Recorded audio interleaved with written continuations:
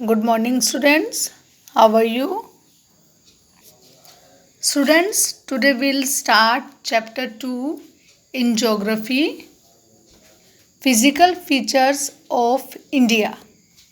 भारत का भौतिक स्वरूप। बच्चों, इस चैप्टर में हम इंडिया के फिजिकल फीचर्स के बारे में जानेंगे।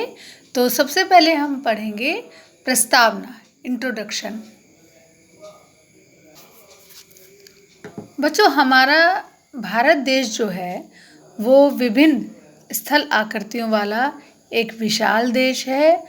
और अब बात करते हैं कि आप किस तरह के क्षेत्र या भूभाग में रहते हैं।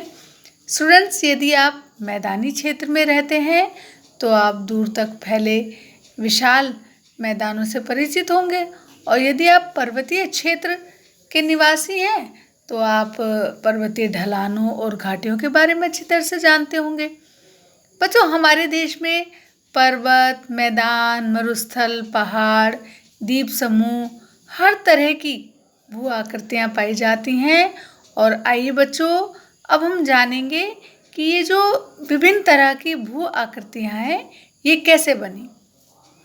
बच्चों, यहाँ विभिन्न प्रकार की शैलें पाई जाती हैं, है ना, और जिनमें कुछ संगमरमर की तरह कठोर और कुछ सेल खड़ी की तरह मुलायम होती हैं।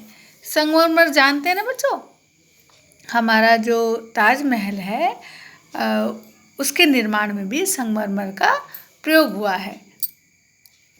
और जो सेल खड़ी होती है बच्चों, वो बहुत मुलायम होती है। उसका प्रयोग जो हम घर में टेल्कम पाउडर यूज़ करते हैं उसको बनाने में किया जाता है। ठीक है बच्चों, हर जगह पर जो मृदा है, जो मिट्टी है, वो अलग रंग की पाई जाती है और इनके रंगों में भिन्नता पाई जाती है ना, क्योंकि जो ये मृदा होती है बच्चों, ये भी विभिन्न प्रकार के शैलों से मिलकर बनती है। और अब बच्चों, आप इन विविधताओं के कारण के बारे में सोच रहे होंगे। बच्चों, भारत एक विशाल भूभाग है और इसका निर्माण विभिन्न जो भूगर्भीय कालों के दौरान हुआ है और जिसमें इसके उच्चावचों को प्रभावित किया। भूगर्भीय निर्माण के अतिरिक्त बच्चों कई अन्य प्रक्रियाएं जैसे अपक्षय, अपरदन तथा निक्षेपण के द्वारा वर्तमान उच्चावचों का निर्माण तथा संशोधन हुआ है।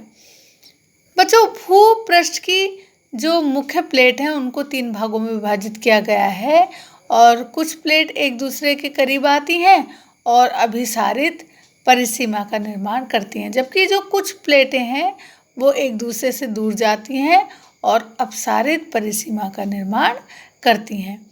जब 2 प्लेट एक दूसरे के करीब आती हैं तब या तो वे टकराकर टूट सकती हैं या फिर ये प्लेट फिसलकर दूसरी प्लेट के नीचे जा सकती हैं। कभी कभी ये एक दूसरे के साथ क्षैतिज दिशा में भी गति कर सकती हैं और रूपांतरण परिसीमा का निर्माण करती हैं। बच्चों, इन प्लेटों में लाखों वर्ष से हो रही गति के कारण जो महाद्वीपों की स्थिति है और आकार है उसमें परिवर्तन आया है। भारत की जो वर्तमान स्थलाकृति है उसका विकास भी इसी प्रकार की गतियों से प्रभावित हुआ है। स्टूडेंट, सबसे प्राचीन जो भूभाग है वो गोंडवाना भूमि का एक हिस्सा है और गोंडवाना भूभाग के विशाल क्षेत्र में भारत, ऑस्ट्रेलिया, दक्षिण अफ्रीका, दक्षिण अमेरिका और अंटार्कटिका के क्षेत्र शामिल थे। और समन्वय धाराओं ने जो भू परपटी को अनेक टुकड़ों में विभाजित कर दिया और इस प्रकार भारत ऑस्ट्रेलिया की प्लेट गोंडवाना भूमि से अलग होने के बाद उत्तर दिशा की ओर प्रभावित होने लगी। अब बच्चों, ये प्रवाहित होने लगी तो उत्तर दिशा की ओर प्रवाह के परिणाम स्वरूप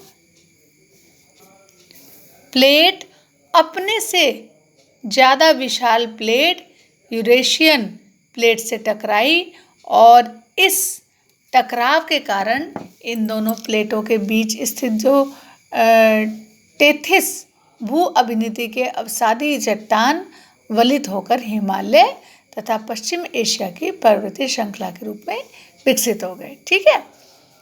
अब बच्चों, टेथिस के हिमालय के रूप में ऊपर उठने और प्रायद्वीपीय पठार के उत्तरी किनारों के नीचे धंसने के परिणाम स्वरूप क्या हुआ, एक बहुत बड़ी द्रोणी का निर्माण हुआ और समय के साथ साथ ये बेसिन उत्तर के पर्वतों और दक्षिण के प्रायद्वीपीय पठारों से बहने वाली नदियों के अवसादी निक्षेपों द्वारा धीरे धीरे भर गया।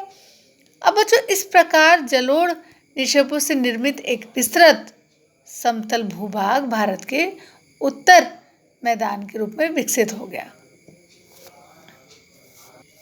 स्टूडेंट्स, भारत की जो भूमि है वो कई भौतिक विभिन्नताओं को दर्शाती है। भूगर्भीय रूप में भारत का प्रायद्वीपीय पठार पृथ्वी की सतह एक प्राचीनतम भाग है।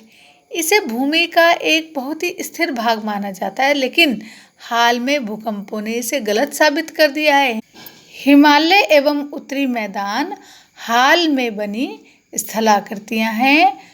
भूगर्भ वैज्ञानिकों के अनुसार बच्चों, जो हिमालय पर्वत है एक अस्थिर भाग है और हिमालय की पूरी पर्वत श्रृंखला एक युवा स्थलाकृति को दर्शाती है, जिसमें तेज गति से बहने वाली नदियाँ, ऊंचे शिखर तथा गहरी घाटियाँ हैं।